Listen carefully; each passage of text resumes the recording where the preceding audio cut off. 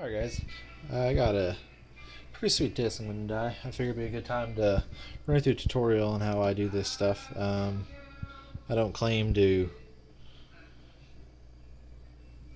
own this style or anything. I'm just think it looks cool.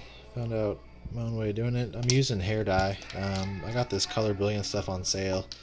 It's cheap. It's really strong. Just got it at Salvage, something for like $2. Called Color Brilliance. It works really well. It's easier to find. This punky color stuff works pretty well too. Sorry, get this camera to focus. As far as technique goes, the idea is just you dye it, you wait, you dye it, you wait, and you build up your layers. Get some natural light. You can kind of see this is the first layer. I mainly did red on it, just pure yellow disc. This one I mixed some more colors just the first pass. This one was a clear one that actually dyed pretty opaque. Took a considerable amount of time. This one was probably dyed about 2 times, maybe 3. It's got a nice little marbly effect to it. It's probably just the plastic. It looks like this. This one was dyed probably 3 times. Different colors each time. You're just kind of building up till you get to an effect you like. This one I thought came out pretty sweet. There's a lot of stuff you just can't capture on film. I've got a clear disc that I dyed probably a couple years ago.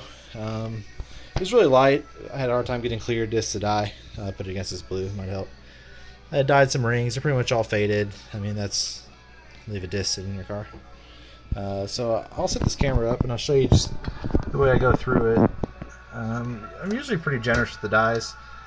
The idea is to think about colors and what colors you can use in the future. I'm using a little magenta right here. And all I'm doing is just putting it down organically. Just give myself some shapes. I kind of like it. Looks like it's almost floating in a direction. I grabbed red. I'll put down some dark colors first, and then after I let it dry and it sits, I'll go in with some lighter colors. The idea is you just want them to get into mix all together. Let's see, I got that was cyan. Add a little color just to go straight through it, just a little green. The green will kind of mix as all the colors come together. And then once I think I've got enough, maybe we'll add just a little more blue. We'll use the sky blue. Some work differently than others.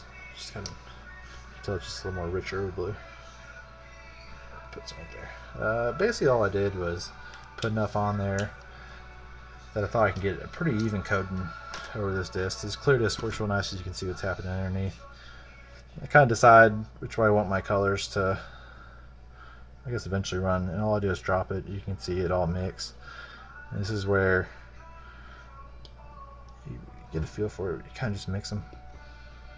You feel them mix. I put enough dye on here that I should be able to dye 2, maybe 3 discs. I'll add just maybe a little bit more in spots.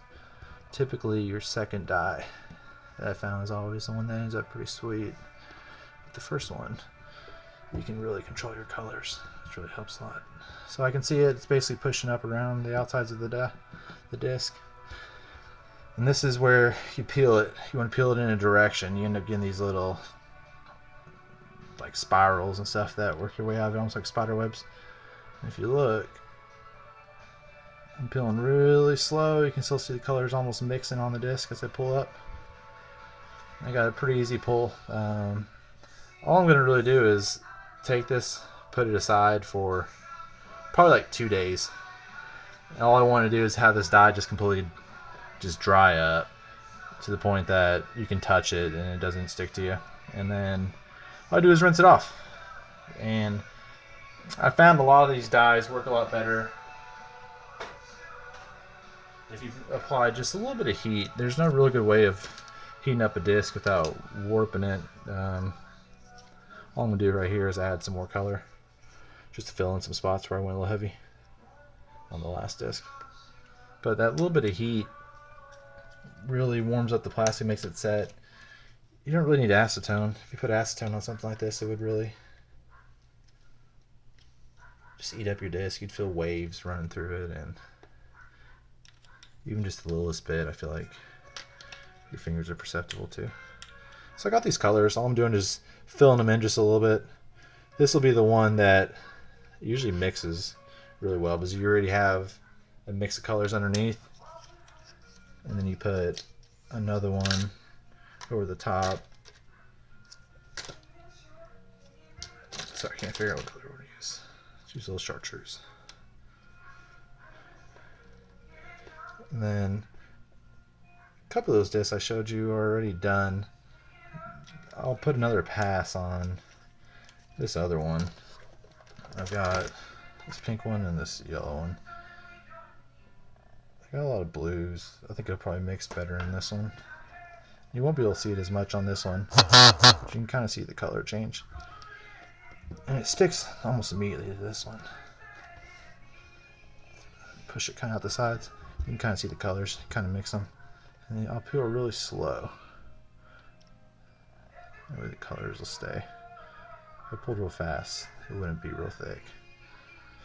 And there you go, I got another one. I'll just let it sit. You can tell that the coverage went on. The areas that are really, really dark, you see just a lot of dye coverage. Those areas usually stay pretty dark. And every place you see that's raised is typically a mix in colors running through them.